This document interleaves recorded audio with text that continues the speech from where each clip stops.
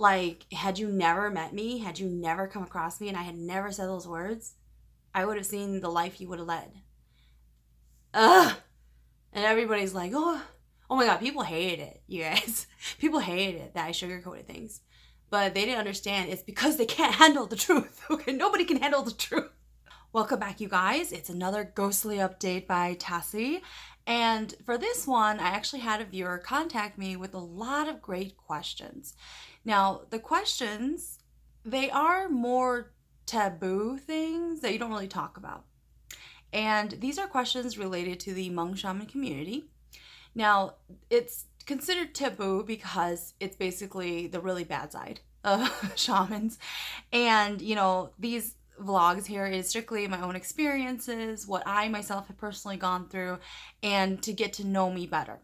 And there is a lot of debate and conversations regarding these subjects I'm about to bring up. From my own experience, when I was a shaman, it was a big deal. Like, it was constantly brought up. It was constantly a subject. And it's really good, especially for newer generations, to discuss these things because newer generations are becoming shamans as well.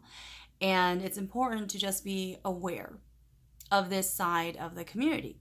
And I understand a lot of my viewers, they are not Hmong. So this is really going to be an eye-opener about really what led up to, it kind of answers some of the things that I went through when I was a shaman and what I really, really, really didn't like about it.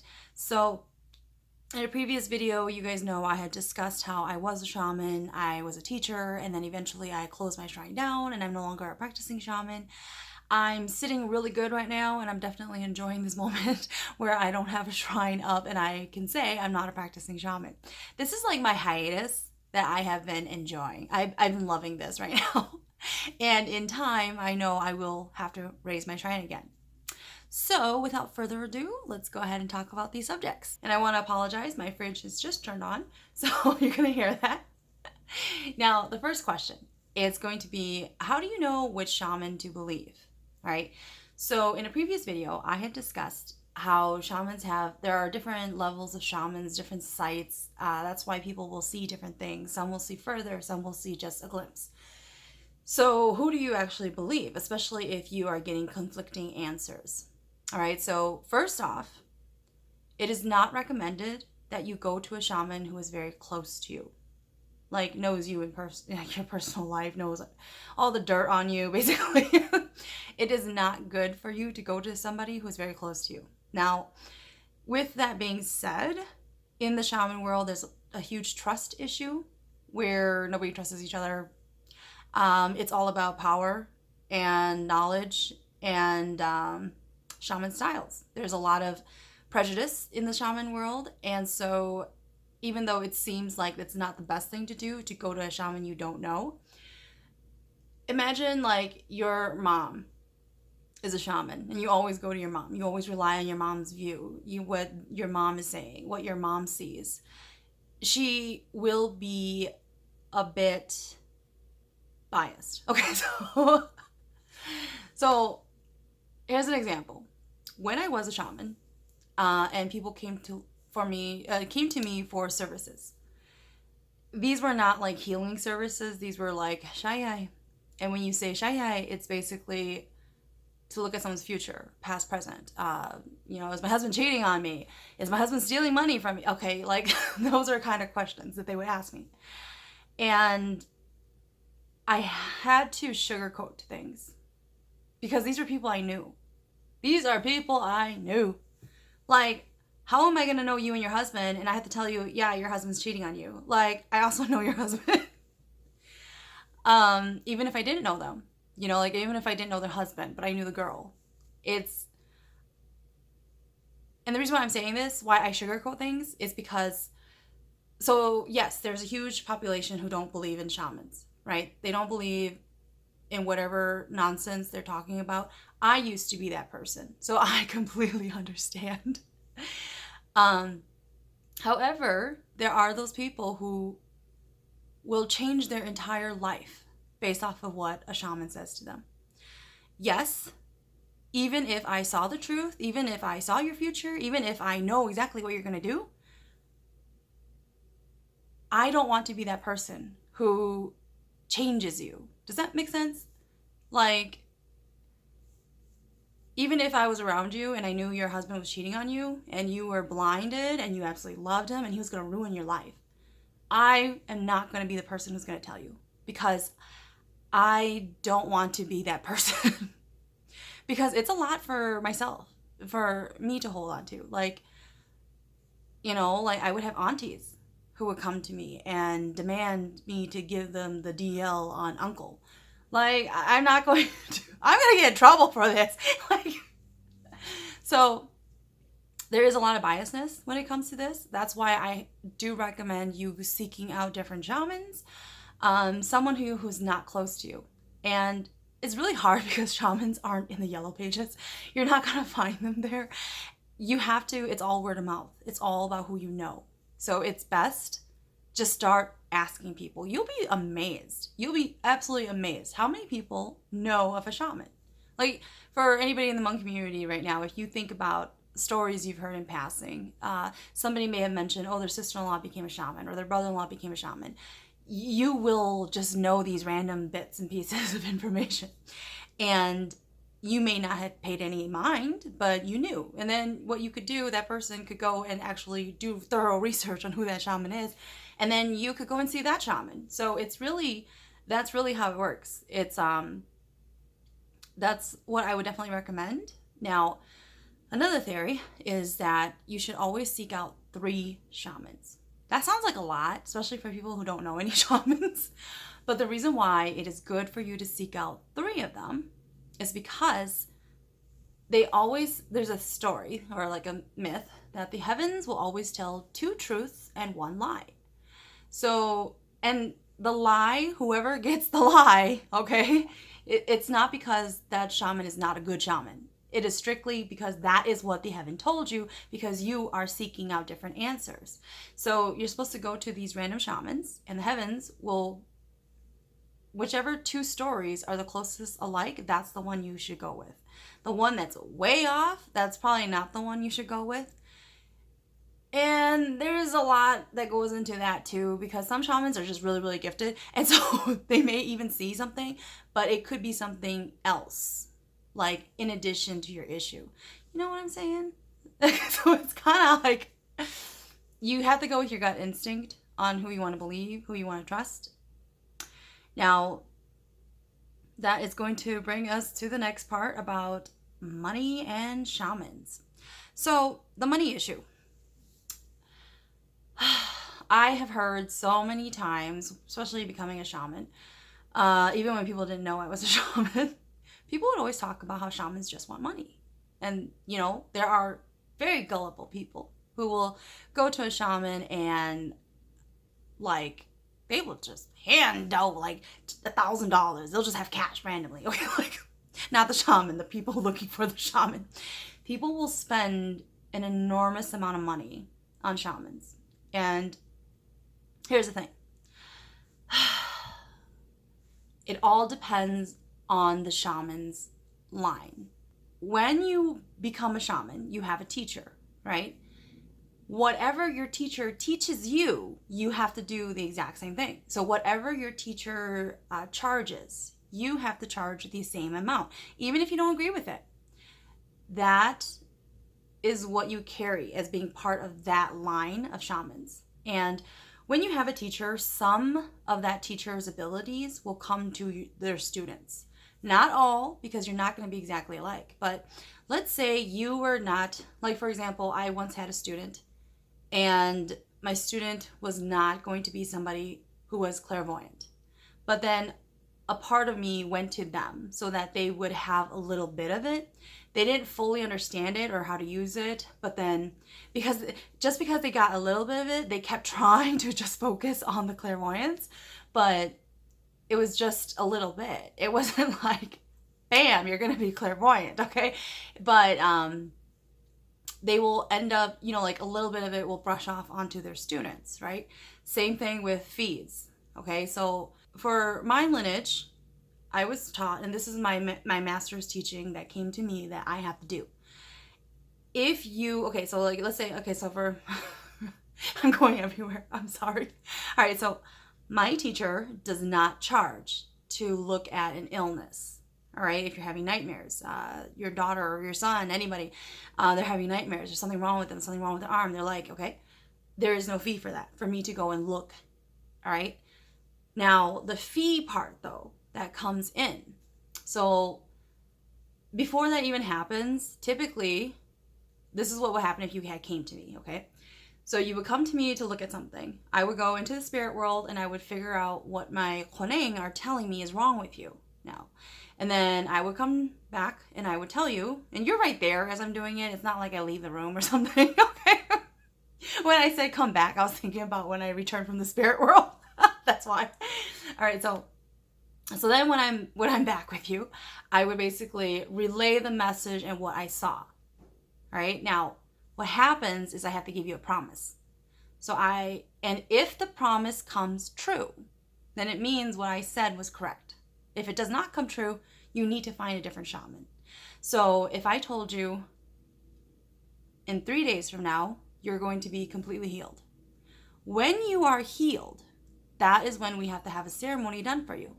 Now, it does not mean I will be the shaman who's going to do the ceremony for you. You are free to look for any shaman of your choosing to fix you. But in 3 days from now, or however many days that the spirit world told me, that you will be free of this pain. And if you really are free of that pain, you have to do what I said, because it's kind of like a promise from the heavens. It's kind of like you're negotiating, basically. So in 3 days, I make you better. And then after those 3 days, typically the person would seek out the shaman of their choice. Now, there's another stigma. A lot of shamans will not do a service they cannot see. Like if they went to 6 shamans, and they all made these same promises, right? They all said, in 3 days, you're going to get better. In a week from now, you're going to get better. And you're still not better. And then you go to me, and then all of a sudden you're better, right? A lot of times, if you go to other shamans, they won't know what to do because they weren't able to fulfill that promise to you, and you didn't get better, right? So this is the part I hate. So then what happens is the person comes back to me and they will literally bow down to your shrine and beg you to heal them and do the ceremony. Now, the fee I was referring to comes when it's an actual ceremony. And let's say I agree to it. So then I would have to go to my shrine and I would have to ask my spirit guides what is needed for the ceremony. And then that's when I would tell you my fee. Now, we have these money bars, basically. So these silver money bars, one is equal to $200 US. If I need 2 of them, then it would be $200 US. And then the most, it is 400. If you're gonna like konza, that's more like $800. And then there's like a cow and everything involved. But like that's a different subject. But what a lot of people don't know though is the heavier the ceremony, which means the bigger the issue, how much harder the shaman has to work depends on how many bars. So if a shaman ever says, I need 2 bars, and that's $400, most likely there's a demon involved. Okay, so it's just, so that's, now, of course, every lineage is different though. Some will charge you just to look at them while you're sick, all right? I don't know of any shamans who do that, but I have heard a lot of people tell me that these certain types of shamans, they do charge. And let's say my teacher taught me not to charge people, and I was like, it's Tassie here, I'm going to charge you. Like, my God, that was really good. Anyways, so if I ended up charging you, then I would get in trouble for that because you're just being greedy and you shouldn't be greedy. That's not the point of being a shaman. I'm just saying. You can choose to, if you're a shaman and your time is very, very important to you, that's on you, okay? Now, just remember though, it may not always be that shaman who was greedy, okay? It could have been that their teacher, but typically they will tell you. So if you come or you call and you say, you know, like, oh, I need you to look at my arm. What do you want me to bring? They will tell you up front, like, oh, you know, my teacher charged this amount, so I have to charge you, and for you not to think anything. Okay, so then that's typically when you'll know, okay, their teacher forced this rule on them, so they have to do the same thing. Now, shy to look at your future, past, present, whatever, any random nonsensical questions you may want to ask the universe. So to shy for my lineage, there is no set fee. Like, I will never tell you it's $20. It will never tell you it's $5. Okay, whatever you have in your pocket. Don't go to the ATM. Whatever you have in your pocket. If you don't have anything, you need to dig in your car, or the person who's with you, if they have $1, that's all that I need. That's it. And that is strictly just to show appreciation for my clinic, because the money that's actually used from there, I would then go and buy stuff for my clinic, which is like Hmong money, incense sticks, you know, it's kind of like that. So, and what happens typically is you have to leave the money on the shrine overnight before you can even take it and use it, okay? So there is no fee, no set fee. Now, not every shaman lineage is like that. Some shaman lineages will charge $20. It is $20, you know, and you need all of this other stuff. Like, they'll want a bouquet of roses. Not roses. Normally it's just like a regular white flowers. A bouquet of roses. I would also like a meal to forward a shown. Beef ribs. Okay, I'm done. All right, so some lineages, they will require you a certain fee. And honestly, if your teacher gives you free reign, if your teacher says, now, especially when you're on your final level and they've raised you and you're no longer technically their student, you're your own shaman, they will sometimes release you from that rule. So they'll be like, if you want to charge people, you can. And that's when you know, okay, so I can set up my own fee. There won't be a problem with it. Shy is typically like that. You know, like, they can charge a fee for that. I don't really know if it's to deter people from coming, because there's a lot of drama that comes with that. Especially, you know, I had mentioned I hate being the person who changes someone's life. Because even if it was exactly what I saw and I could feel it in my bone and I know this is exactly what you're going to do, and then I find out later it's exactly what you're going to do, or it's exactly what I saw you would do, I hate that feeling. I hate, like, had you never met me, had you never come across me, and I had never said those words, I would have seen the life you would have led. Ugh. And everybody's like, oh my God, people hated it, you guys. People hated it that I sugarcoated things. But they didn't understand it's because they can't handle the truth. Okay, nobody can handle the truth. I mean, imagine me, like, telling to your face the real issue. Like, people just start crying around me, and I'm like, God, can you leave now? Like, and I've seen, and in the Hmong community, so a lot of OGs, a lot of elders, they don't really have nice ways of saying things. Like, say you gained weight and you're pretty self-conscious about it, they'll be like, oh, they'll just say it. They'll make it like an announcement, like, oh, hang on, everybody. Why have you gained so much weight? That's what they will do. So imagine if you went to an elder to look at something too, something about your future or whatever, they'll be like, they are completely blunt about it. They don't have nice ways of saying. I mean, like, in Hmong we have a word pa, we're like a pa, like, it's nicer than da, where da is just fat. Pa means like pudgy or like, you know, husky. Anyways. All right. So I think I answered that about the money and shamans. So, one thing I wanted to add though, like, say you're my relative and I tell you it's 2 silver bars, and then it's $400, right? Typically, if you're really close and you're relatives, what the shaman would do. Not all, okay? Don't think that this is what everybody will have to do. Typically what they would do is they would take the money and they would leave the ceremony, and what they do is they leave it on their shrine to show their spirit guides, hey, they are showing their appreciation for all of your guys' hard work, that you fixed them, etc. But then after a few days, you would take the money back to the person. Just because hosting ceremonies is a lot of money. It's a lot of food involved. A lot of people come over. It's a huge ordeal. It's an all-day thing.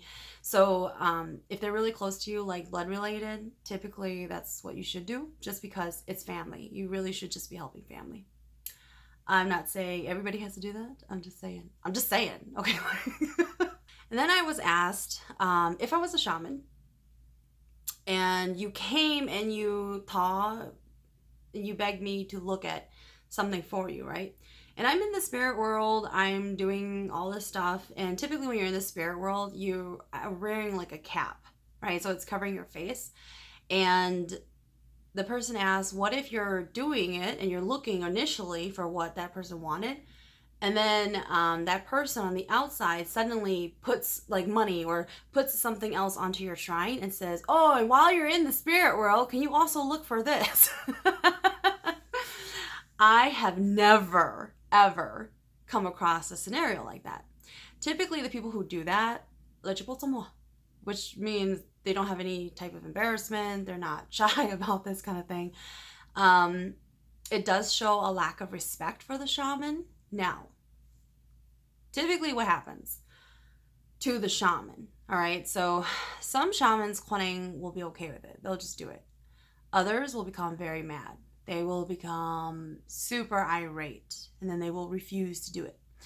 Now, what I have encountered is, you asked me to go and look for something. So I went to my shrine and I went to go look for it. I came back. And then, we're having a conversation, and then you remember something. And then you ask me, typically what you would say is, "Tokokon," like when you have time, can you look into this? And then I'd be like, oh, well, you're here, so I'll just go and look so that you don't have to come back another day. However, some shamans, their spirit guides, will refuse because they will only take into consideration the first part you ask them. So if I said, I'm here because my daughter is sick, right? Or I would like you to look at my daughter. And then we're sitting here and talking, and then all of a sudden I'm like, oh, it's really weird. Like, I had this dream. Can you also look into it for me? Sometimes the shaman will be like, no, you have to come another day. They won't, because when you first came here, you already said you were just looking at your daughter. So that's kind of like it. So then you would really literally have to come back another day. Like, even if it's tomorrow, you would have to come back another day for the shamans, their spirit guides, to actually agree to do that. Some shamans will just do it. It really just depends. All right, now the burden question.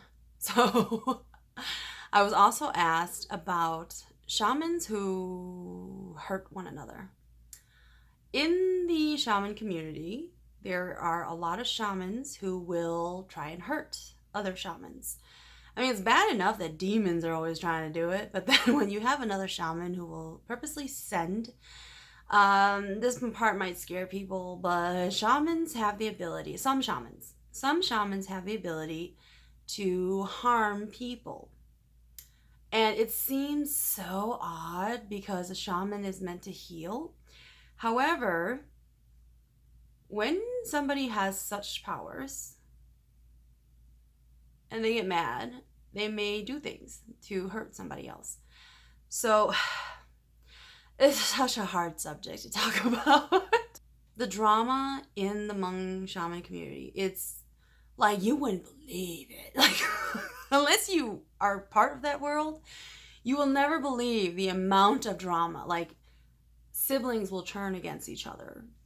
I don't really see, parents will turn against children, especially if the parent is a different lineage of shamans versus the children. Aunts and uncles, you could be the granddaughter of this person and they will hurt you in the shaman world. So when I say in the shaman world, they typically will do something, and it could be kakong. Kakong is what we would call black magic. And then kakong can be taught. You don't have to be a shaman to learn Kakong. Kakong, you can just say certain verses. It's like witchcraft, basically, like Wicca. Okay, I don't really know why I say Wicca, but it's like witchcraft. It's basically certain spells used to hurt people. Now that can be taught, and it's kind of like hupli. Hupli, which is the calling of the spirit, that can be taught. You do not have to be a shaman to actually hupli. Some people are just kind of anal and they prefer a shaman to do it because they believe a shaman will do it more thoroughly. So yeah, different subject. All right, so there are a lot of shamans who, out of jealousy, out of hate, if you become too popular, if you become a shaman who is too well known, a lot of shamans don't like that. They will purposely try and send things to hurt you. Even like let's say I went to a different clan to do a ceremony, and there was a well-respected elder who was a shaman, and he was there, and he made sure to get there bright and early to get a first glimpse of me.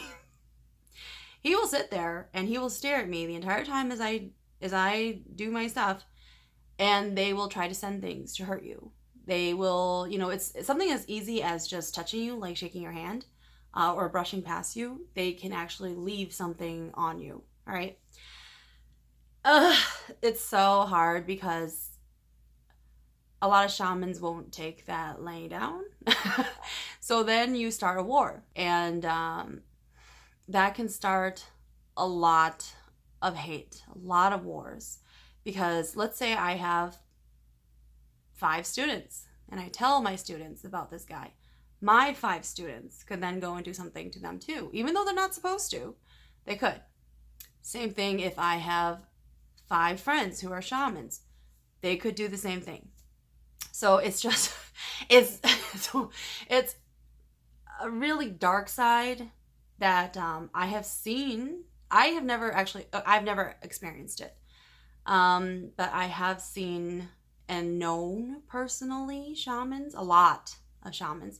This typically happens to the older generation. It's not something that the younger generation really deals with that I've experienced. I know a lot of younger shamans too, and I don't really hear about them talking about another shaman sending something bad to hurt them. But you hear a lot from aunties, uncles, and grandparents about random shamans trying to hurt each other. There are also, like, let's say you married into a family, and the family, they follow a certain type of shaman style, but your style is not their style. So then you go out of the clan and you try and find another teacher to help you because your style is more of that teacher. Now, in very traditional families, in very traditional Hmong families, that is not okay. That is a huge taboo. That is a slap in the face. So, I personally know of people who were in that situation, and their own father-in-laws ended up trying to hurt the individual and basically stunt them so that they will never become a full-fledged shaman.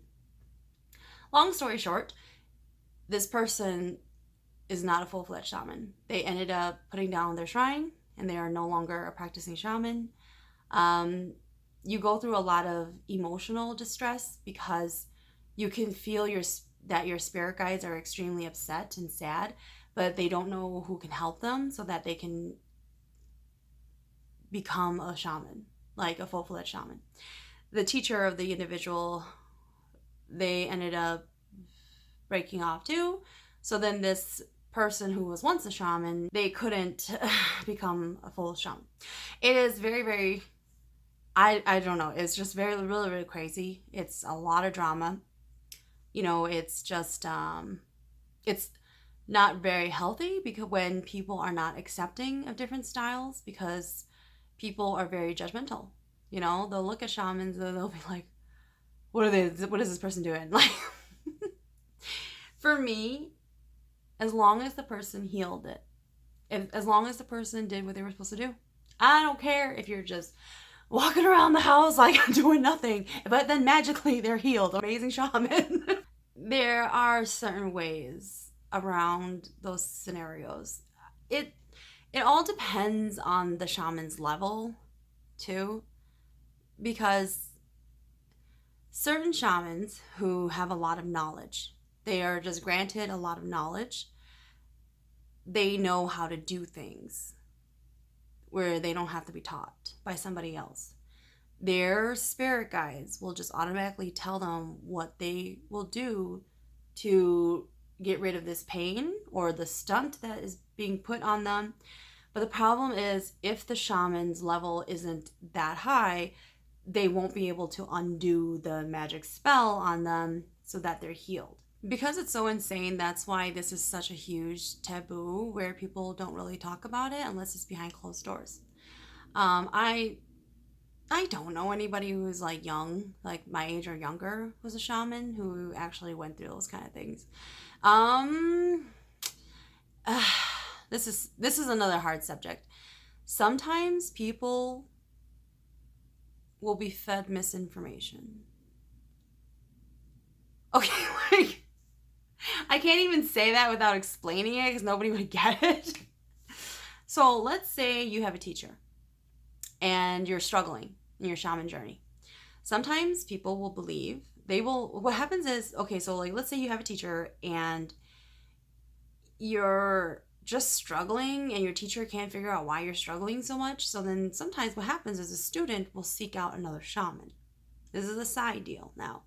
They typically won't tell their teacher they're doing this, but they will go and seek out another shaman. It could be a shaman they're close to. It could be a shaman that they've heard great things about.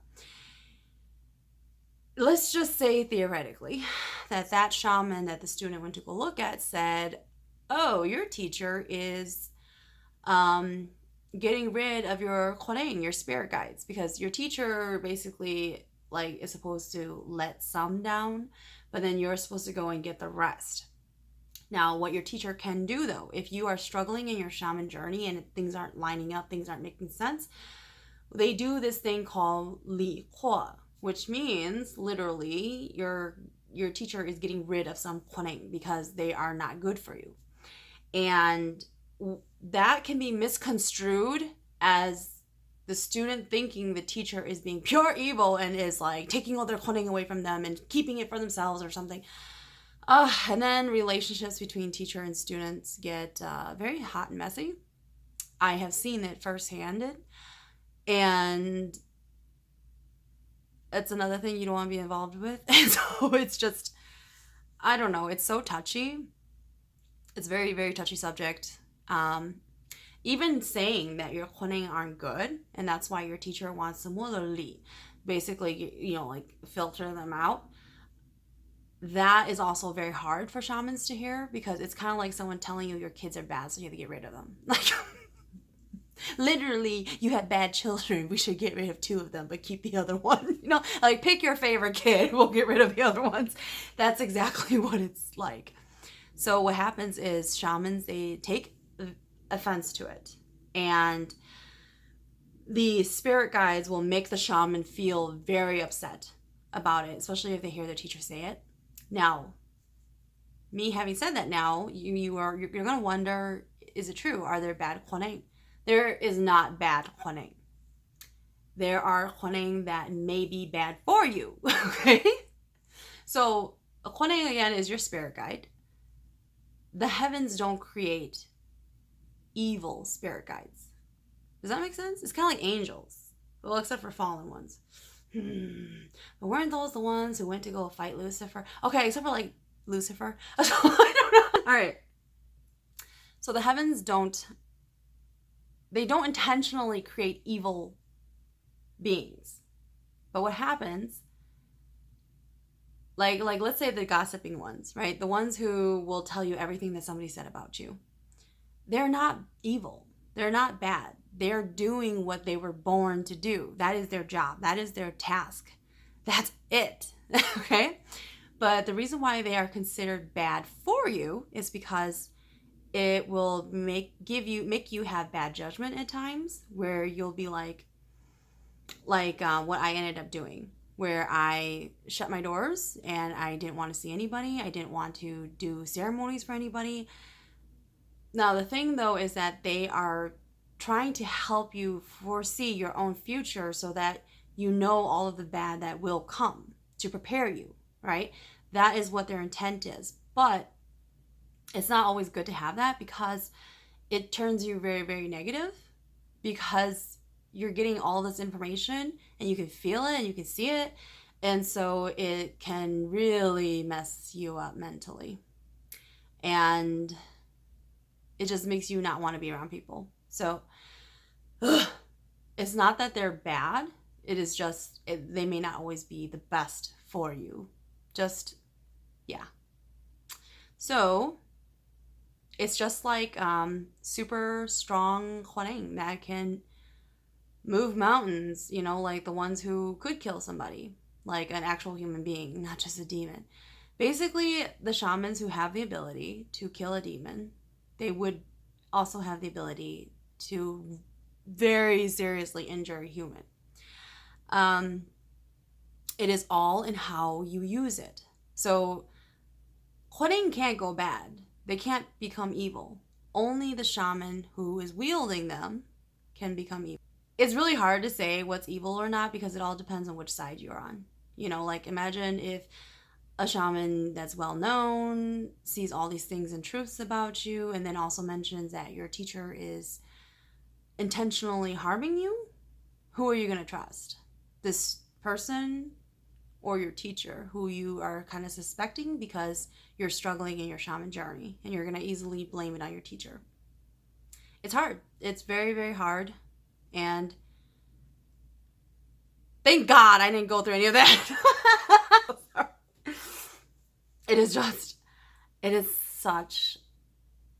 This is definitely a side that a lot of people don't see, don't know going into it, especially if you're not really into the shaman world and you're not a shaman yourself.